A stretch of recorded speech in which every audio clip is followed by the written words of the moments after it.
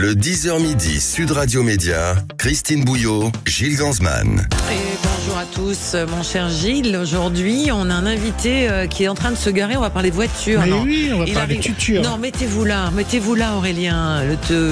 On va en parler. Le premier siège même. Le premier siège. C'est du direct, hein, mesdames, messieurs. Voilà, c'est vous l'avez compris pour nos invités. Notre invité est en train de s'installer. Bonjour à vous. Bonjour. Bonjour. Bah, vous n'avez pas appuyé sur le champignon. Bah non, je fais comme tout le monde, je roule prudemment. Il respecte les limitations de vitesse. Et vous vu les bouchons, j'avais pas trop le choix. Bah c'est ça. Et vous êtes quel genre de conductrice? Très attentive aux limitations de vitesse. Ah oui, une mamie quoi. Non, mais alors, je veux pas dire une mamie, c'est qu'il y a tellement de paramètres aujourd'hui entre les vélos, les scooters, les trottinettes, les overboards, les passants, les enfants avec les vélos, qu'il vaut mieux rouler doucement en ville. Oui, c'est plus sûr, effectivement. On est d'accord. Merci d'être là, Aurélien Leteux. Vous nous présentez ce soir sur lundi, pardon. C'est lundi, hein, on est bien d'accord. C'est la grande première. C'est le lundi de Pentecôte. Oui, exactement. Et pour ceux qui ont du mal à imaginer Aurélien Leteux, c'est lui qui est dans Wheelers Dealers, c'est aussi l'émission qui cartonne sur RMC et RMC Découverte. Et là, vous allez avoir votre propre émission en fait. Exactement, une première. Et vous verrez, on parlera de belles bagnoles. Quelle est la plus belle voiture dans laquelle vous êtes monté ? La plus belle voiture dans laquelle je suis montée, avec bonne question. Eh ben moi à Naples, j'ai eu la chance d'être dans une Maserati et visiter les usines Maserati à côté de Naples. Oh magnifique, hein. Qui était incroyable. Ils sont avec des gants. Chaque voiture, on sait qui est l'acheteur de la voiture. Et ensuite, pour éviter de livrer une voiture comme ça qui n'a pas été rodée, en fait, il la rôde sur un circuit pendant une semaine pour livrer une voiture qui peut être utilisée tout de suite. Et donc moi j'ai eu la chance d'aller sur un circuit de Maserati où ils rodaient et ils ont appelé avant le propriétaire pour avoir l'autorisation qu'on filme sa voiture. Et si ça vous a plu, il faut aller à Dieppe, vous verrez, ils fabriquent des Alpines et c'est pareil, ils rodent les voitures sur le front de mer à Dieppe, c'est magnifique. C'est vrai ? Ah oui, bien sûr, oui, ils ont une piste d'essai effectivement autour de Dieppe. Oui. Au bout de combien de temps une voiture est assez rodée pour la pousser ? Bon, en réalité, il n'y a plus vraiment de rodage parce que les moteurs maintenant sont tellement usinés avec beaucoup d'ajustage, pardon. Par contre, il faut faire des essais plutôt de suspension, écouter si on n'a pas des bruits de plastique à l'intérieur. C'est plutôt un essai pour voir que la voiture va bien qu'un réel rodage. Allez Aurélien Leteux, on va découvrir avec vous cette émission Génie mécanique. On va découvrir 911. Les véhicules mythiques. On va commencer par la Porsche 911. Alors il faut être vraiment spécialisé dans la mécanique. En tous les cas, on va en discuter avec vous. Mais d'abord, si vous le voulez bien, on va faire le zapping du jour. Sud Radio Média, l'instant zapping. Dans les médias, ces images évidemment du chaos en Nouvelle-Calédonie avec les exactions des émeutiers d'un côté et les habitants qui se murent chez eux de l'autre. La Nouvelle-Calédonie première était sur place pour le Trésor de France 2. Sur cette vidéo amateur, la situation est confuse. Un coup de feu retentit, puis au sol, un homme gît. Sur cette deuxième vidéo, une autre victime recouverte d'un bout de tissu bleu. La Nouvelle-Calédonie s'enfonce dans le chaos. Les autorités font état d'au moins 2 morts et de très nombreux blessés, comme ici, cet homme transporté à la hâte. Des émeutiers qui seraient touchés non pas par des balles de la police, mais par celles de Calédoniens qui tentent de protéger leurs maisons, leurs entreprises et parfois s'organisent en milices. Le haut-commissaire de la Nouvelle-Calédonie évoque une situation insurrectionnelle. L'appel au calme, il faut qu'il soit entendu de tout le monde, des deux côtés.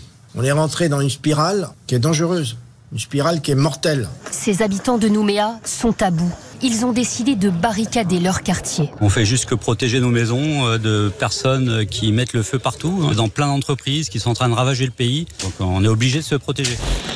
Oui, en sachant que le bilan officiel ce matin est de 4 morts, dont un gendarme de 22 ans. Il y a un conseil de défense qui se tient en ce moment autour du chef de l'État à l'Élysée. On y reviendra avec nos débatteurs tout à l'heure. C'est devenu l'homme le plus recherché de France, Mohamed Amra. Mais qui est-il ? Et surtout, la question qu'on se pose désormais, c'est pourquoi une telle opération ? Parce qu'il lui restait moins de temps de prison. Là, s'il est récupéré, il sera à vie en prison. Donc pourquoi a-t-il été enlevé ? Un avocat s'est interrogé. Un avocat qui d'ailleurs l'avait interrogé. Nommé La Mouche, ce trafiquant notoire a écopé de 13 condamnations pour association de malfaiteurs, extorsion. Cet avocat l'a interrogé à la barre il y a à peine quelques jours. Il s'étonne. Il m'a pas paru comme quelqu'un bénéficiant encore de liquidités susceptibles d'être mobilisé pour pouvoir organiser ça. Et donc je m'interroge de savoir si en réalité il ne serait pas un élément essentiel au grand banditisme, que le grand banditisme aurait eu besoin de récupérer pour l'interroger sur un sujet, parce que si l'objectif c'était de l'empêcher de parler, bien, il l'aurait tué sur place. L'enquête s'intéresse désormais à son entourage, à tous les noms cités dans les affaires où il est impliqué, pour tenter de remonter la trace de ses complices. Alors, je ne sais pas si vous avez vu ça hier à Cannes. Vous n'êtes pas descendu à Cannes? Ah non, j'ai pas eu cette chance. Dans les belles voitures de Cannes. Ah, il y en a des belles. Hein. Ouais, il y a des belles voitures là-bas. Hein. Une image forte hier dans C'est à vous est apparue la comédienne Émilie Dequesne. Émilie Dequesne, hein, qui est en rémission complète de son cancer. Elle est apparue rayonnante, les cheveux courts. Elle est contente d'avoir vaincu la maladie, mais elle reste tout de même prudente. C'est un message fort pour celles et ceux qui ont suivi votre combat et qui sont touchés par la maladie aussi. Ça, c'était hyper important pour moi. C'est pour ça que pour moi, c'était symbolique d'être capable de revenir pour ce festival. Je suis un peu fatiguée, hein. J'avoue que je fais pas la fermeture des soirées à 11h30. Je suis dans mon lit. Cependant, j'avais vraiment besoin, envie de cette rémission plutôt rapide. Alors, évidemment, je suis très très surveillée. Hein. C'est une maladie chronique et compliquée, mais cette rémission qui me permet d'être là aujourd'hui, j'avais envie de la partager, la célébrer. J'ai besoin de rendre. Oui, avec un beau témoignage et derrière qui fond en larmes parce qu'elle revoit les images. Ils lui ont montré quand elle reçoit le prix d'interprétation et elle était à peine majeure, donc vraiment ça a été pour elle submergée par l'émotion. Ouais, je l'ai trouvé incroyable. Ouais. Vraiment, C'est à vous fait une très très bonne émission. Mais ça ressemble à Canal+, à l'époque Canal+. Ouais, mais vraiment, c'est une vraie réussite. Alors, connu du milieu parisien, est-ce que vous connaissez Mathieu Bobard des Thiers? Non. Mais si, il est chroniqueur mode au magazine Elle et il a été popularisé. Vous l'avez vu cette vidéo où il critique les looks du jury de The Voice. Vous avez pas vu cette vidéo? Pas encore. Où il critique, je sais pas si vous l'avez vu. Ah non, du tout, non. C'est plutôt rigolo. Bon, alors c'est sa spécialité, hein, de prendre des vidéos, de se mettre en incrustation et de critiquer un peu les looks. Alors c'est un personnage, évidemment. Alors hier, il a mis en ligne ses critiques sur la première montée des marches à Cannes. Est-ce que nos stars étaient bien habillées? Je vais pas vous mentir, mais c'était une catastrophe. On commence avec Juliette Binoche en robe Dior. C'est pas si moche que ça, mais un vrai problème de robe qui fit sa silhouette. Enfin, ça, il y a des plis, etc. Alors, ça fait partie du modèle de la robe, certes, mais à ce point-là, non. Et assez doux, tout en paillettes. J'ai du mal.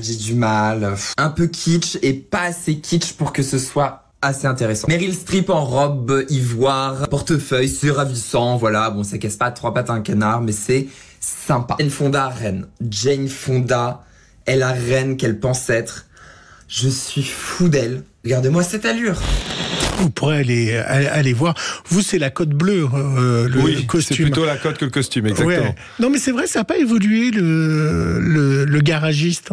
Non, c'est pas très. C'est difficile d'évoluer. Bon, la cote bleue, c'est un peu dépassé quand même. Hein. Ouais, dans Wheeler Dealers, vous êtes plutôt habitué casual, on dit. Ouais, on a un pantalon de travail et t-shirt en haut, tranquille, quoi. Mais comment vous faites pour pas vous tacher? Parce que moi, j'ai l'habitude du mécanicien avec du cambouis sur le visage. Vous êtes toujours bien coiffé, propre dans Wheeler Dealers? Bien coiffé, pas trop, non. Par contre, on triche un peu, on a toujours plusieurs t-shirts identiques. On arrive à tricher un peu. Avec les taches au bon endroit. Non, du coup, justement, ça permet d'enlever s'il y a une grosse catastrophe, de pouvoir partir avec un t-shirt propre. Ah, c'est pour ça que vous êtes jamais taché dans l'émission? C'est pour ça que je suis souvent plutôt propre, exactement. Incroyable. On a un secret de tournage, là. Chose promise, chose due. Elle a fait sensation à la cérémonie d'ouverture de Cannes. Vous me l'avez réclamé. Elle a repris Modern Love de David Bowie, Zoé de Sagazan. J'ai pas pu le passer hier, mais je vous fais ce cadeau ce matin. Allez.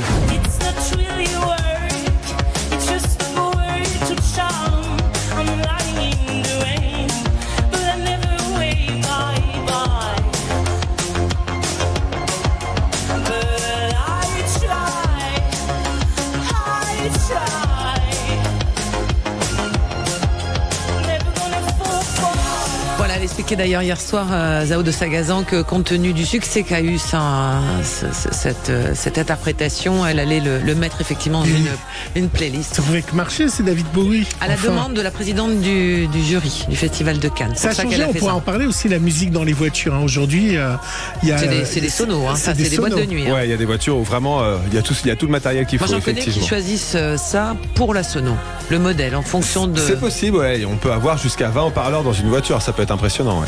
20 haut-parleurs ? Ah ouais, bien sûr, ouais, dans des modèles haut de gamme, oui, c'est mieux qu'un home cinéma à la maison. Ouais, mais maintenant, il n'y a plus de radio-cassette. Non, il n'y a plus de radio-cassette, même les radios CD, il n'y en a plus. Vous savez, la radio-cassette qui s'embobinait. Voilà, on va parler voiture dans un instant, mais de véhicules mythiques avec notre invité Aurélien Leteux. Lundi sur RMC Découverte, on va découvrir ce nouveau magazine qui s'intéresse donc à ces véhicules de légende. La Porsche 911, la Golf GTI, la BM M3, l'Alpine Renault. Voilà, ça c'est un véhicule bien légendaire, mais il y en a d'autres aussi. Moi je pense à la R5 d'origine. Oui, pour l'instant on est parti sur 4 épisodes et si le public est au rendez-vous, effectivement on a plein d'idées. Bon, on va y revenir dans un instant, on s'arrête sur Sud Radio, on vous retrouve tout de suite notre invité Aurélien Leteux, à tout de suite. Le 10h midi Sud Radio Média, Christine Bouillot, Gilles Gansman. Sud Radio Média, l'invité du jour. Alors, passionné d'automobile, de vieilles voitures, de belles cylindrées, comme on dirait, rendez-vous donc lundi soir sur RMC Découverte 21h10. Ce nouveau magazine que vous proposez et présentez, Aurélien Leteux, c'est Génie mécanique. Alors, on rentre vraiment, c'est un scanner complet. Je pense que jusqu'à la dernière vis, vous décortiquez complètement un véhicule de légende et vous commencez par la Porsche 911. Pourquoi ? Parce que, alors moi, j'y connais pas grand-chose. Je m'y intéresse, mais c'est pas mon domaine de prédilection. Mais la Porsche 911, apparemment, c'est THE véhicule, quoi. Il n'y a rien au-dessus. C'est vraiment une voiture mythique. Pourquoi c'est une voiture qui Ferrari Disons que la Porsche 911, c'est vraiment un modèle qui est sorti en 63, qui est toujours produit aujourd'hui. On est à 8 générations, du coup. Et l'idée, là, dans Génie mécanique, c'est avec justement de décortiquer toutes ces générations et de voir quelles ont été les innovations technologiques qui sont apparues au fur et à mesure des générations. Qu'est-ce qui a fait que ce modèle est resté emblématique ? Et finalement, c'est ce qui fait la différence entre une voiture classique et vraiment un modèle hors norme. Et la Porsche 911 est effectivement un modèle hors norme. Et dans cette émission, on va décrypter toutes ces innovations en allant chez des spécialistes, vraiment du modèle, sur des éléments comme le moteur, la boîte de vitesse, l'aérodynamique.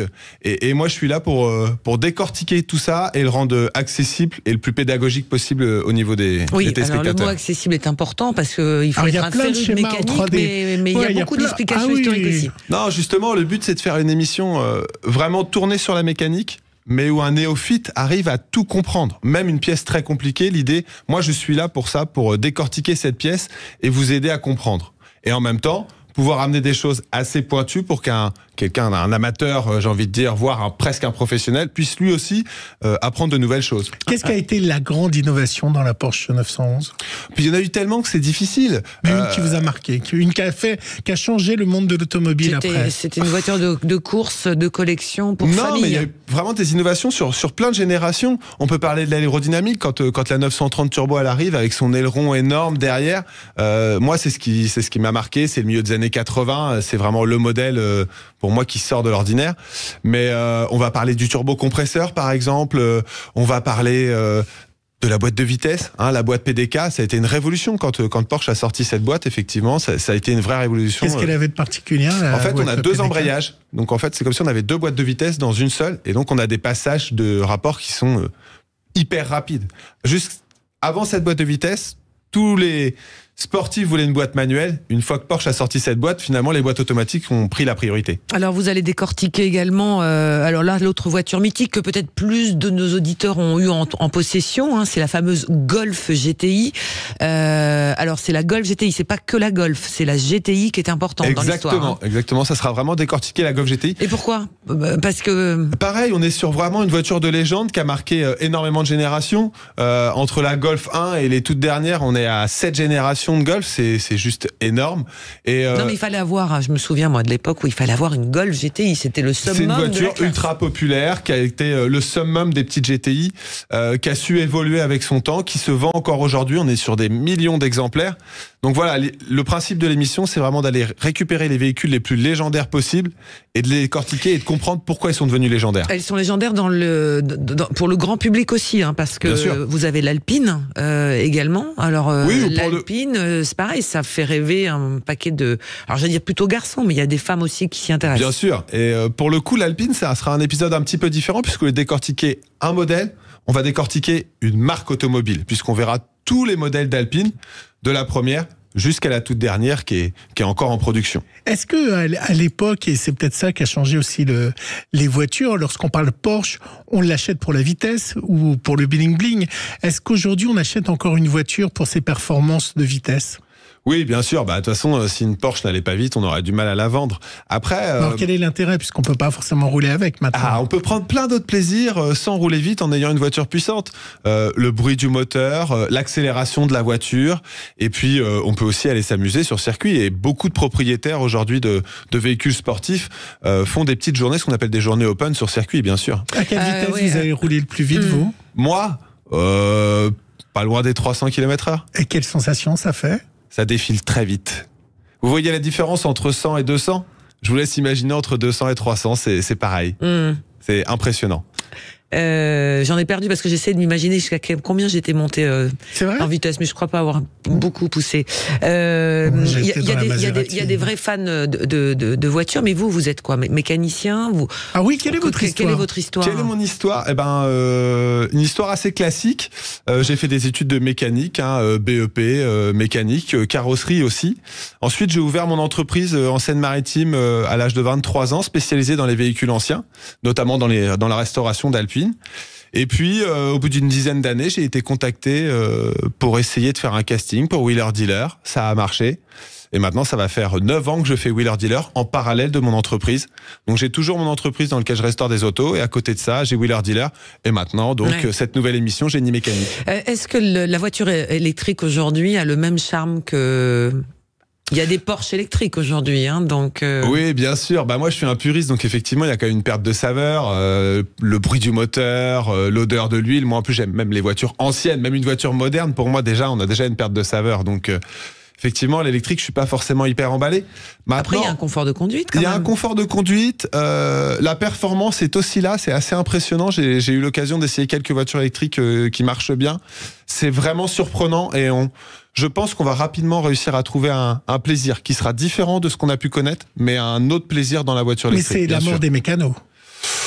En tout cas, ça sera compliqué, il y a beaucoup moins d'entretien. C'est clair qu'il y a toujours de l'entretien, mais beaucoup moins que ce qu'on a pu connaître. Ça devient un peu un produit de consommation. Mais comme beaucoup de choses, il y a 20 ans, votre réfrigérateur, vous alliez le faire réparer. Aujourd'hui, vous le changez, vous ne posez même pas la question. Est-ce que l'arrivée des voitures électriques va donner plus de valeur justement aux voitures anciennes, puisqu'elles vont disparaître à fur et à mesure ? En tout cas, on peut voir ces dernières années que les nouvelles voitures qui ont perdu de la saveur ont eu tendance à faire monter la cote des anciennes, puisque du coup, les gens se raccrochent à ça. Et je pense que malgré la voiture électrique, les voitures anciennes vont effectivement continuer à avoir de l'aura comme ça, puisque les gens vont aller dedans pour retrouver un petit peu ce qu'on a pu connaître. Ça coûte combien une Porsche 911 à notre époque ? C'est très variable, mais aujourd'hui, au-dessous de 30 000 euros, il n'y a pas grand-chose. Oui, la Porsche 911 d'époque. Les modèles les moins chers sont à 30 000 et une Porsche 911 un peu ancienne, on approche plutôt les 70 80 000 si on veut les premiers modèles, oui. Quelle est la voiture la plus chère en ce moment ? Une Ferrari, une 250 GTO, on est dans ce qui est le plus cher. Ça fait 20-30 millions d'euros. Oh, ça va. Ouais, c'est impressionnant. Ouais.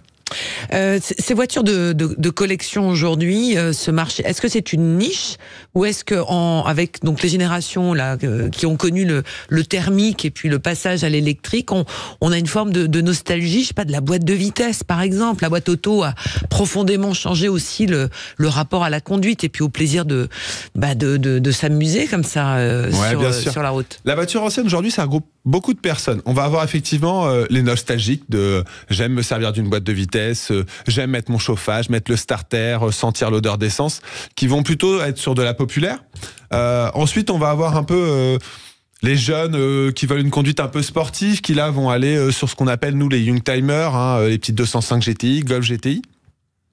Et puis après, on a aussi toute une catégorie, on est sur des gens un peu de placement, où finalement, plutôt que d'acheter quelque chose qui ne sert pas et de placer de l'argent à la banque, pourquoi pas m'acheter une voiture ancienne ? Mon argent va continuer à fructifier puisqu'actuellement la cote est toujours un peu à la hausse, et en même temps, je peux me faire plaisir le week-end. Donc effectivement, mais j'arriverai à la revendre ?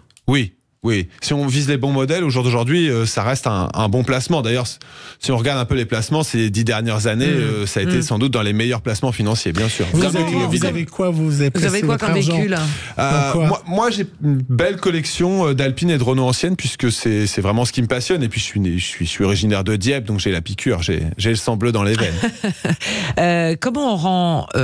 entre guillemets accessible, voire un peu fun, une émission de mécanique auto? C'était pas évident, puisque là on part vraiment sur un documentaire. Autant comme Wheeler Dealers, on est sur un divertissement, on est deux, ça s'anime assez facilement. Là on est sur un documentaire pur et dur. Donc l'idée justement, ça va être d'amener énormément de 3D, beaucoup d'infographie. C'est d'ailleurs un peu le marqueur de cette émission, avec des belles 3D en couleur, pour aller décrypter les choses et vraiment prêter à comprendre chaque pièce, comment elle fonctionne, de façon pédagogique et très accessible. Je reste là-dessus. Est-ce que pour conduire la Porsche 911, il faut absolument les mitaines ? Non, il n'y a pas besoin des mitaines, ça c'est juste pour le look. Alors pourquoi on a inventé ces gants on voit des gens qui mettent des gants pour conduire les voitures. Des gants en cuir. En cuir, c'est vraiment utile ou pas ? Non, c'est pas vraiment utile. Ça vient en fait surtout des années 30-40 où les voitures, on était en extérieur, donc sur les mains sur le volant, il fait très très froid. Par contre, quand on a des gants complets, on n'arrive pas à tenir les volants, surtout sur les volants en bois, donc les gants étaient coupés pour pouvoir justement avoir du grip au niveau des doigts. Et c'est comme ça que sont apparues les mitaines. Fabuleux. Tout a une explication. Tout toujours dans la voiture. Et alors, pour vous, dans Wheeler Dealers, là aussi, vous arrivez à trouver des voitures à repimper facilement. Comment vous retrouvez aussi facilement? Parce que hors antenne, vous nous disiez, on a déjà fait 100 numéros. Tout à fait. Effectivement, on a dépassé les 100 épisodes de Wheeler. On a encore plein d'idées de voitures. On se rend compte qu'il y a un nombre de voitures, c'est un puits sans fin. On arrivera toujours à se fournir. Le plus difficile pour nous est de trouver une voiture qui va correspondre à l'émission. C'est-à-dire une voiture sur laquelle on va réussir à faire a priori un bénéfice en la retapant. Ça, c'est pas si simple, parce que si c'était facile, tout le monde le ferait. Et puis ensuite, une voiture où il y a un vrai intérêt mécanique dessus. C'est-à-dire qu'une voiture qui a des pannes de frein, c'est bon, on a fait le tour. Donc il faut aussi trouver des nouvelles idées mécaniques. Donc on veut des voitures avec des pannes compliquées, mais en même temps accessibles au grand public. Donc c'est ça le plus difficile, c'est de trouver la bonne candidate. Voilà, l'appel est lancé, cela dit. Comme ça, on sait au moins qu'on peut vous contacter pour si on a un vieux taco. Un vieux taco à retaper. Bon, pas trop quand même, parce que j'en ai déjà pas mal en proposition des voitures. Allez, sinon on vous donne rendez-vous, mesdames, messieurs, avec Aurélien Leteux. C'est donc lundi soir, 21h10 sur RMC Découverte. Génie mécanique, donc l'histoire et le scan complet de véhicules de légende. Et vous commencez par la Porsche 911. Voilà, les amours. On change un peu de sujet, ça nous fait du bien. Merci beaucoup d'être passé nous voir. Merci à vous et à lundi. Et à lundi soir sur RMC, 21h10 RMC Découverte. Dans un instant, on va s'intéresser aux faits divers. Comment sont-ils traités à la télévision avec un des maîtres du genre, c'est Michel Marie, les journalistes et chroniqueurs de faits divers. On va le retrouver dans un instant. On devait l'avoir lundi. Il nous fait le plaisir de venir nous voir aujourd'hui. On se retrouve juste après la pause. À tout de suite. Le 10h midi, Sud Radio Média. Christine Bouillot, Gilles Gansman. Sud Radio. Le supplément média. En compagnie d'un journaliste chroniqueur régulier dans l'émission de Cyril Hanouna sur C8. Dans le jargon journalistique, on appelle ça un fait diversier, si je me trompe pas, Michel Marie. C'est bien ça, bonjour. Bonjour, bah oui, on peut dire ça comme ça. Un fait diversier. Un fait diversier, oui, c'est quelqu'un qui fait du journalisme d'investigation, qui traite les faits divers. La chronique judiciaire aussi, moi j'ai un peu cette casquette-là également, puisque j'ai suivi de nombreux procès d'assises à travers toute la France et depuis longtemps. Et comment vous expliquez l'intérêt des télévisions pour le fait divers? On sait que la rubrique que vous faites dans Touche pas à mon poste fait des pic d'audience incroyable, puisque c'est à ce moment-là qu'on comptabilise. Vous êtes devenu un personnage de Touche pas à mon poste, mais il y a d'autres émissions de faits divers sur les autres chaînes. Comment vous expliquez que d'un seul coup, il y a cet appétit pour le fait divers? Le goût du sang. Non, c'est pas le goût du sang. C'est, je pense, plus un phénomène de société.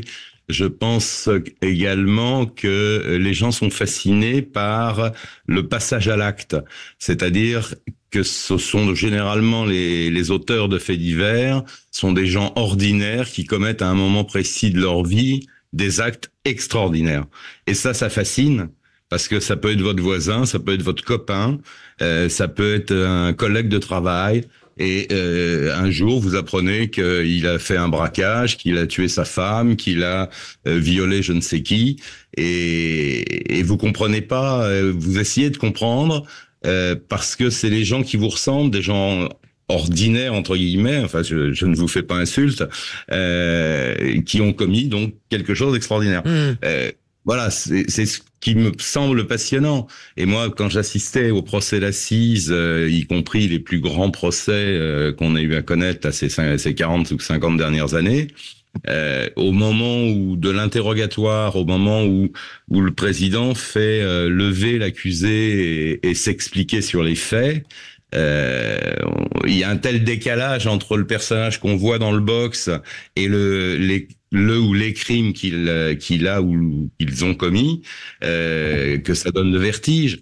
Et c'est passionnant. Vous savez, on n'a rien inventé.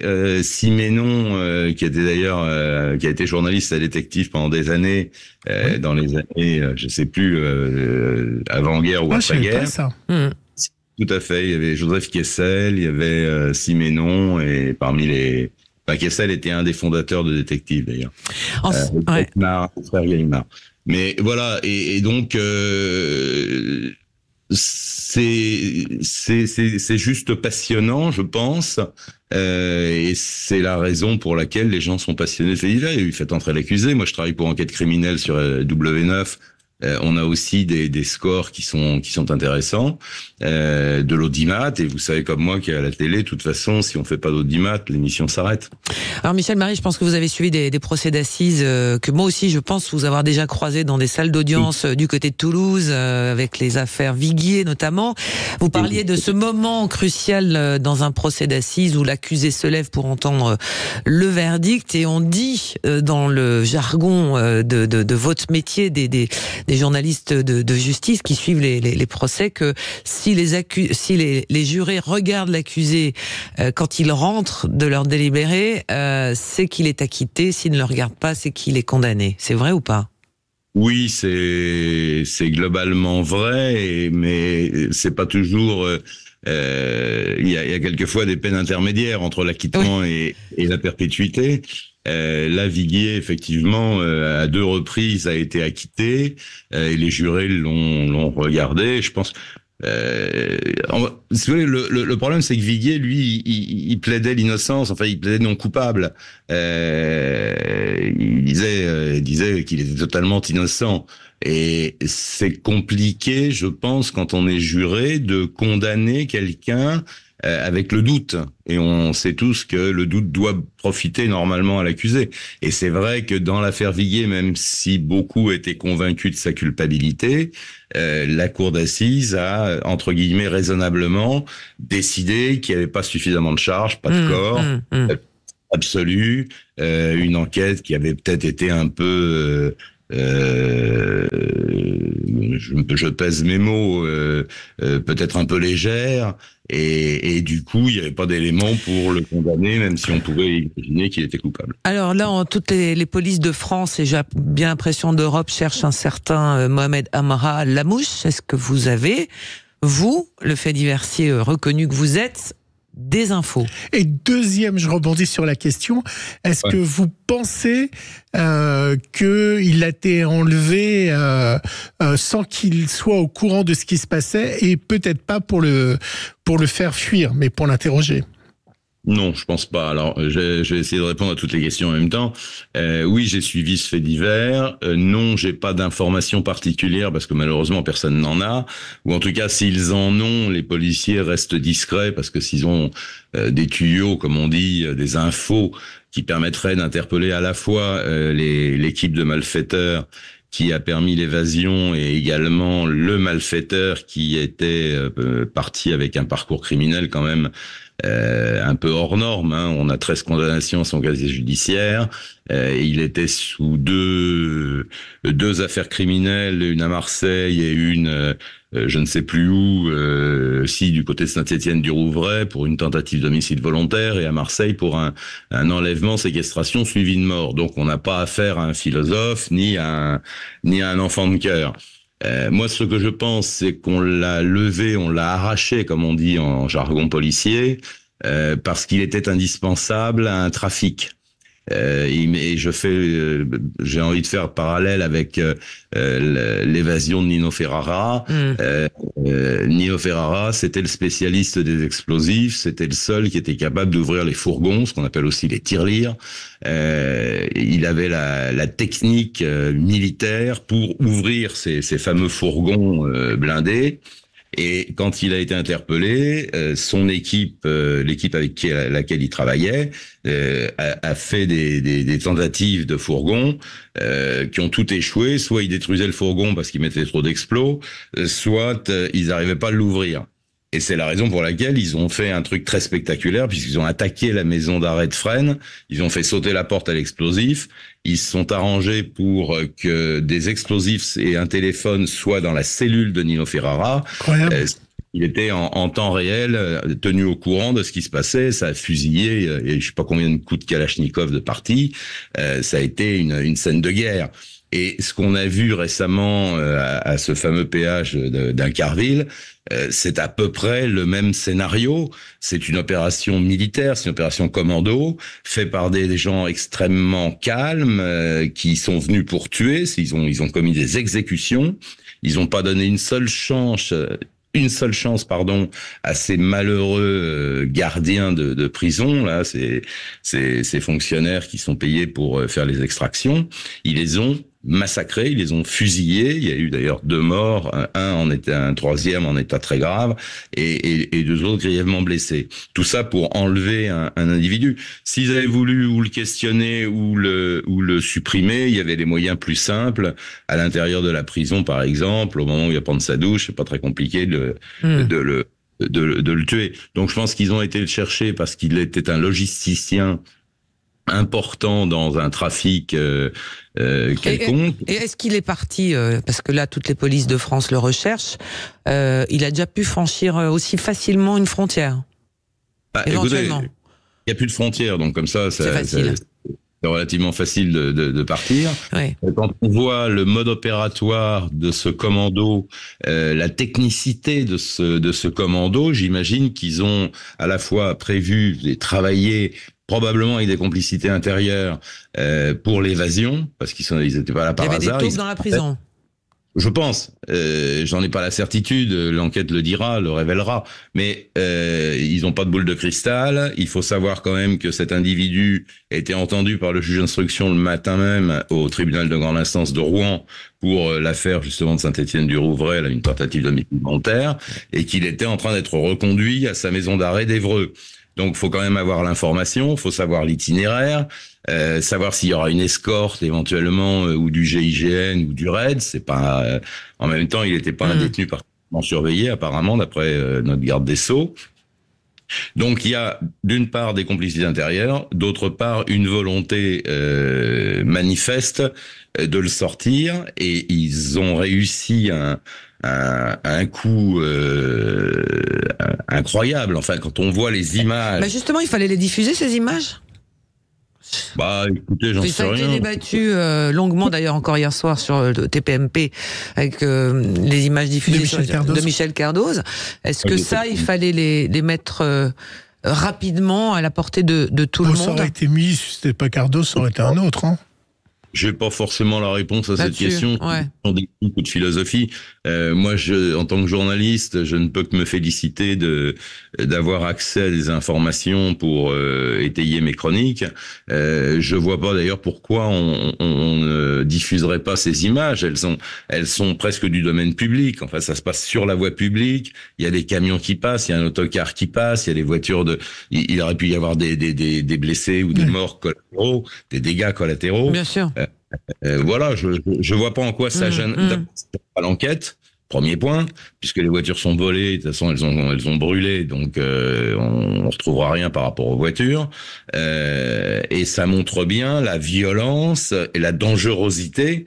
On a quand même, je sais pas, le commando, ils étaient 4 sûrs, mais à mon avis beaucoup plus, puisqu'on en voit qui arrivent par derrière la barrière et qui viennent en renfort. Oui, il va y avoir des chauffeurs qui attendaient avec moteur allumé. Et c'est Jacques Cardoz, Michel, c'était son père qui faisait la météo. Oui, tout à fait. Alors, vous sortez un livre, vous ressortez un livre, il sort en poche, Les Derniers Seigneurs de Paris. Oui. C'est sorti le 20 mars avec Frédéric Ploquin. Vous racontez évidemment l'époque comme les parrains du milieu parisien. On voit bien aujourd'hui que la vie n'a pas la même importance, le code d'honneur n'a plus la même importance avec cette affaire que avaient ceux que vous appelez les seigneurs de Paris. Les grands bandits ont disparu en fait.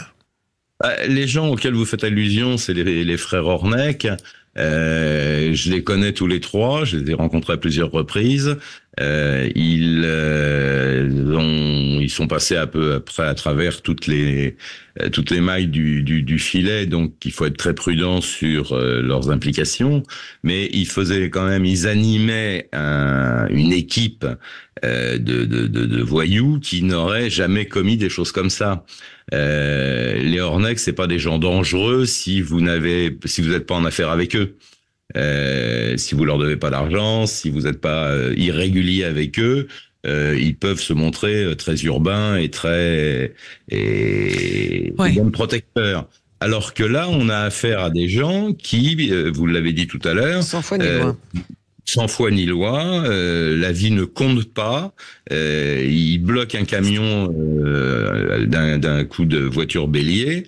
Et ils descendent et ils ouvrent le feu. Les Ornec n'auraient pas fait ça. Alors moi, je voulais vous poser juste une question un peu média, parce qu'on est dans une émission média. Donc TPMP, ça vous a donné une nouvelle notoriété. Comment vous vivez le fait qu'au départ, ils se moquent de vous, ils rient sous cap, vous les voyez rire de vos expressions, de votre façon de parler ou des mots que vous employez. Comment vous le vivez ? C'est de la taquinerie ou des fois ça vous blesse ? Non, ça me blesse pas. Si ça me blessait, j'aurais arrêté l'exercice depuis longtemps. Je pense qu'au départ, TPMP, c'est une émission de divertissement. Et d'ailleurs, une grande partie de l'émission se passe dans la rigolade, avec des plaisanteries, et de temps en temps, ils sont encore dans l'état d'esprit de la plaisanterie au moment où j'aborde un sujet un peu lourd, un peu grave, parce que quand je viens sur le plateau de TPMP, en général, c'est pour raconter des choses qui sont tristes, qui sont dures, où il y a des morts, où il y a des... Mais le fait qu'ils commentent comme ça une affaire de justice en cours, parfois il y a eu, ça a été reproché des plus ou moins prises de position très dures sur des faits divers concernant des enfants, en n'ayant pas tous les tenants les aboutissants. Est-ce que ça vous pose, en tant que journaliste, un problème, ce débat qui a lieu en direct, ce procès en direct, avant même que l'enquête soit terminée, en fait? C'est ce que tout le monde fait. C'est ce que tous les journalistes de faits divers font. Si on attendait le résultat des enquêtes... non, mais ce que je veux dire, c'est que vous donnez des faits, Michel Marie. Les chroniqueurs donnent leur avis sur ce qu'il faut faire sur un présumé accusé. Oui, vous avez raison, mais non, moi ça me gêne pas plus que ça. Moi, je me mets en retrait, si vous voulez, je considère que mon boulot, c'est de raconter ce qui s'est passé. Et c'est ce que j'essaye de faire le mieux possible. Et a priori, ça marche, puisque ça fait 1 an et demi que ça dure et que ça semble être en bonne voie pour continuer. Et je ne prends pas position ni parti de savoir s'il faut changer les lois, de savoir s'il faut mettre les gens en prison ou pas en prison. Pourquoi, après avoir commis tel crime, un juge de la liberté de la détention a décidé de remettre en liberté un individu. Moi, c'est pas mon problème. Je ne suis pas... Non, mais en revanche, le médium, c'était pas... Le médium, c'était pas trop votre pote, hein. C'est pas votre cam, le médium qui était là en plateau, on est d'accord? Bon. On est d'accord, c'est pas ma cam. C'est pas ma cam, et puis moi je suis quelqu'un de cartésien, si vous voulez, et puis jusqu'à preuve du contraire, il a rien trouvé. Donc... En espérant qu'il trouve quelque chose. Moi, je m'inclinerai le jour où il aura trouvé quelque chose. Après, c'est pas moi qui organise l'émission, c'était l'invité il n'était pas inintéressant de l'entendre. Maintenant, j'attends des résultats, mais c'est vrai que je suis très en retrait par rapport à ce genre de choses. Ce personnage. Les faits, rien que les faits, effectivement. Oui. Michel Maribourg, merci beaucoup d'être passé nous voir ce matin dans le supplément média sur Sud Radio, et on vous retrouve régulièrement donc comme chroniqueur judiciaire dans l'émission de Cyril Hanouna, Touche pas à mon poste. Et on peut acheter son livre en livre de poche. Les derniers seigneurs en poche. Exactement, voilà. Avec Frédéric Ploquin en co-auteur. Merci beaucoup. On s'arrête un court instant. Merci, on va parler d'un fait divers puisqu'on apprend un instant. Merci à vous, Michel Marie. On va débattre avec nos débatteurs qui vont s'installer dans un instant. Oui, on va parler de la Nouvelle-Calédonie avec, malheureusement, on apprend à l'instant la mort d'un deuxième gendarme suite à la nuit d'émeute qu'il y a eu sur l'île de l'océan Pacifique. Merci Gilles, à demain. À demain, on parlera transsexualité. À demain. Sud Radio. Sud Radio. Parlons vrai. Parlons vrai. Sud Radio. Parlons vrai.